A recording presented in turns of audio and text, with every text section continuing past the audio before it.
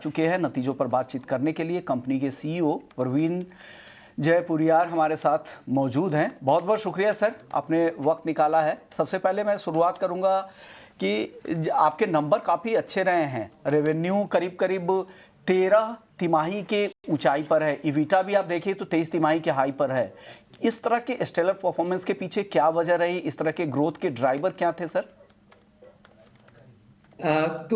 कई कारण हैं अच्छी परफॉर्मेंस के।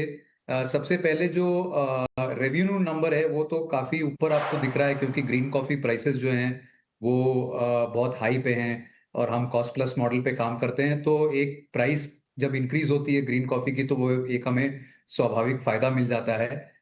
बट उसके बावजूद जो है हमारी वॉल्यूम ग्रोथ भी काफी अच्छी रही है। 20% के आसपास या उससे थोड़ी ऊपर ही रही। और इस वॉल्यूम ग्रोथ के कारण जो है हमारी जो एबिटा ग्रोथ है वो भी काफी अच्छी रही।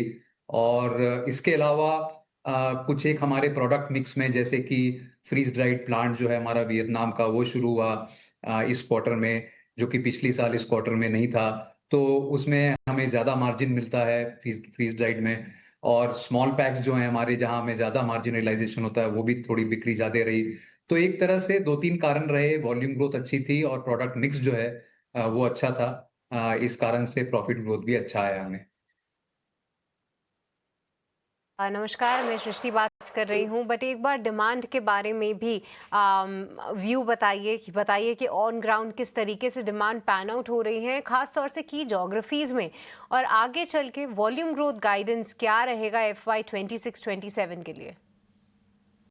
तो जहां तक कंजम्पशन की बात है, वो एक अच्छी बात यह है कि कंजम्पशन जो है वो बना हुआ है। और डिमांड जो हम ऑन ग्राउंड देख रहे हैं वहां पे कॉफी प्राइसेस के ऊपर जाने के बावजूद डिमांड में हमने कोई कोई कमी नहीं देखी है। और ये चारों तरफ, चाहे वो अमेरिकन मार्केट हो या यूरोपियन मार्केट हो, जो ज्यादा कॉफी की बड़ी मार्केट्स हैं, यहाँ पे हमें ज्यादा डिमांड में कोई फर्क दिखा नहीं है।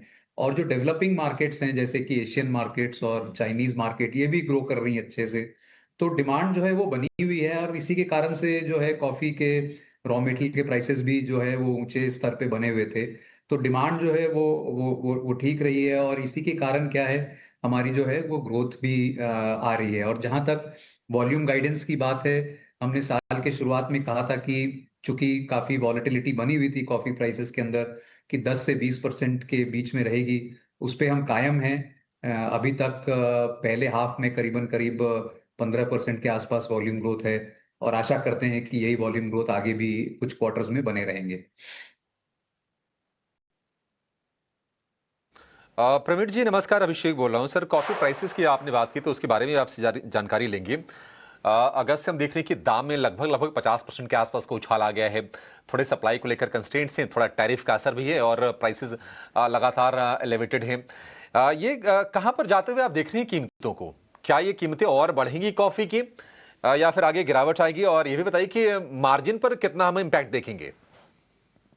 तो अभी तो कीमतों का अंदाजा लगाना बहुत मुश्किल हो गया है पिछले कुछ वक्त से, क्योंकि काफी स्पेक्युलेटिव टेंडेंसीज हम देख रहे हैं कॉफी, ग्रीन कॉफी के प्राइसेस में। जैसा आपने ठीक बोला कि पहले जो क्वार्टर था उसके अंदर ब्राजील की सप्लाई अच्छी थी तो कॉफी प्राइसेस थोड़े सॉफन हुए थे। फिर क्वार्टर टू में जाके फिर से ये ऊंचे स्तर पे चले गए। तो अब काफी कुछ निर्भर करेगा वियतनाम के क्रॉप पे, जो नवंबर दिसंबर में आते हैं। तो वहां पे हमें देखना पड़ेगा किस तरह का जो है फ्लो है वहां पे क्रॉप का। अगर फ्लो अच्छा रहता है तो आशा करते हैं कि प्राइसेस सॉफन होंगी। बट कुछ हमें कन्फ्लिक्टिंग व्यूज मिल रहे हैं, कुछ ऐसे व्यूज भी आ रहे हैं कि कुछ एक रीजन में वहां पे बाढ़ जैसी स्थिति थी तो शायद जो है क्रॉप फ्लो इफेक्टेड हो।